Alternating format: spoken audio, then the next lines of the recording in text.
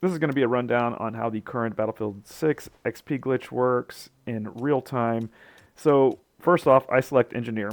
I always make sure I have the mine because this is going to help us get the weapons that we can't use currently for the XP glitch. It's kind of a workaround. So once again, select your engineer, select which main weapon you want, which secondary weapon you want, and the mine, the landmine. We're going to spawn in. We're immediately going to grab the battle tank, and we're going to head over to objective A. And we're going to try to get this, we're going to try to get there as quickly as possible. Basically, we want to get there and accomplish this next step before the enemy vehicles arrive to take objective A, which you should have no problem doing. If you just go the way I'm going, you should get there way before they do. In other videos, I see they use the main armor-piercing ammo. I use the high explosive ammo for this task. And you're going to want to blow a few holes in the ground, close to the bottom right-hand corner, where you see me shooting. Usually I can accomplish this in 2 rounds. In this particular case, it took me something like 4 or 5 rounds to get the divot. You want a pretty decent divot there in that bottom right-hand corner. This is going to help the chain reaction sustain itself. If you don't do this divot, you can still get chain reactions, but they're not going to be sustained. And it's going to be hard to get the flying vehicles up to level 50. And it's going to take significantly longer for this whole process. So anyways, we're going to back the tank up. I've noticed if I keep the tank too close, when the vehicles arrive, they'll stop and then go a different direction. So I'm going to back the tank up. I'm going to redeploy.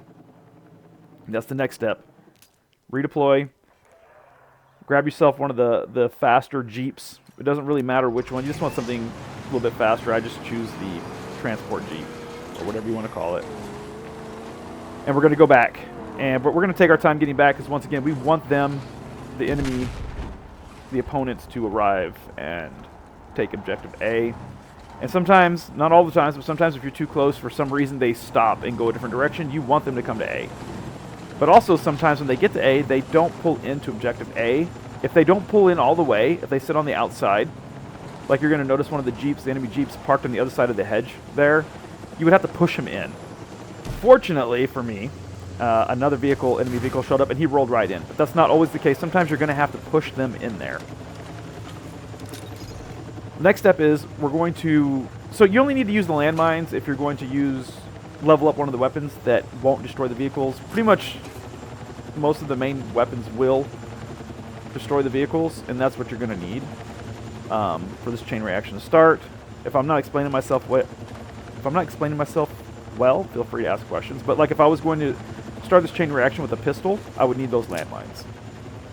Because you got to blow the landmines up to get the vehicle to blow up. But with the rifles, you can just shoot the vehicle. But in this case, I want to level up my pistol, and the pistol won't destroy the vehicle, so ipso facto, landmine, shoot the landmine with the pistol, sets off the chain reaction. And then once that gets going, because I also at the same time want to level up the helicopters, and I don't want to sit there and have to shoot land the helicopter and shoot the vehicle and all that. So I get the chain reaction going. Then we're going to commit suicide or redeploy, whatever you want to call it. The chain reaction, if you got it going good, it should sustain itself. It should just keep going. You shouldn't have a problem redeploying. So then we're going to select the helicopter, and we could just sit back in our redeploy area, and we're still going to get the benefits of the pistol and the helicopter. But I like to fly over, and I do this because sometimes the chain reaction will stop. I call it a stall. It stalls, it stops, whatever you want to call it, and you need to be there to reinitiate it. And if you're not there, the Jeep that spawns there is gonna roll off, and it's gonna be hard to find, and it's gonna be hard to start this whole process over, and you're just gonna have to restart the whole thing by re-hosting what do you want to call it? This XP glitch. So it's better, as you can see, it's stalled. It's better to land the vehicle close by, and then when the new Jeep spawns, you just reinitiate the chain. But unfortunately, when it stalls, you're no longer getting the XP or the pistol or whatever weapon it is you were upgrading that couldn't destroy the vehicles. At this point, I was pretty close to leveling up the helicopter, to level 50, so I moved in to... Also, you can just run in there and push the Jeep back, and it'll stall out the chain reaction. Now I want to upgrade this rifle, so I reinitiate the chain reaction using the rifle, and as you can see, the rifle will completely obliterate the Jeep, and it'll start the chain reaction again. If any of this is confusing, what I'm saying about the landmines and then the rifles and all that, it's because the rifles, for some reason, will destroy the Jeeps to start the chain reaction, but the pistols won't, and I think the carbines won't. So you have to use the landmines for those. But, yeah. So I'm no longer getting XP for the helicopter, but I've already leveled that to 50. Now I'm leveling this rifle. And I'm going to stop the chain reaction once again, because I wanted to do my pistol, not the rifle. But I finished up the rifle now, so as you can see, it doesn't always work out. And if he escapes from you, it's going to be a hassle. So if he starts to roll away, reinitiate the chain reaction. Stop it again. Drop the landmine. I basically call this a reset so that the Jeep's in front of the landmine.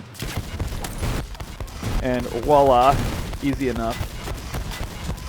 The reason I did what I did there, if you don't understand, is if that Jeep drives away, he's not going to come back. And then I'm going to have to chase him down to get the Jeep to respawn here. And it's a hassle chasing him down. It's a hassle restarting this whole process. So just use your main rifle, kill him, drop another landmine, destroy him. But I've got it up to 50 now, so now I'm going to redeploy into a new weapon. Or I'm getting close to 50. So at this point, I wanted to do a different gun. And so I redeployed. I'm going to do the KTS. I'm going to redeploy, and the chain reactions should still be going on. So while the chain reactions, if there's like multiple weapons you want to level up, when you're getting close to getting one to 50, like I was the pistol, I redeployed before it hit 50, and it's still gonna be leveling up while you're redeploying and reselecting your new weapon, and while you're coming back. You'll keep leveling up that weapon until you stall out the chain reaction. So now now that I got my KTS, I'm gonna stall out the chain reaction because I've already got my pistol to 52 now. It was not quite 50 when I redeployed. By the time I got back, it was 52. So then I'm now reinitiated the chain reaction with the KTS, and I'm going to level that up. So you can kind of get the idea here what I've done. You know, I went in, I set up the chain reaction, I started the chain reaction, and while the process was happening, I brought in vehicles and other weapons in preparation for starting the new chain reaction. And this is pretty much, you know, how it goes. And so now I've gotten the KTS up to almost 30, and I'm going to start prepping for the next weapon. So now I want to do another pistol. So the idea is that while this chain reaction is going on, I can redeploy and prep for a new weapon. So I'm going to go through several different pistols trying to look for which one I want, find it, you know, redeploy, drive back. This whole time it's going to be the chain reaction is still going to be going on. And when I get back, well, I'm still working on the previous weapon, the KTS. Once it hits 50, as it's about to do, I'll go in, stop the chain reaction, have the mine ready to go because the new Jeep spawns immediately.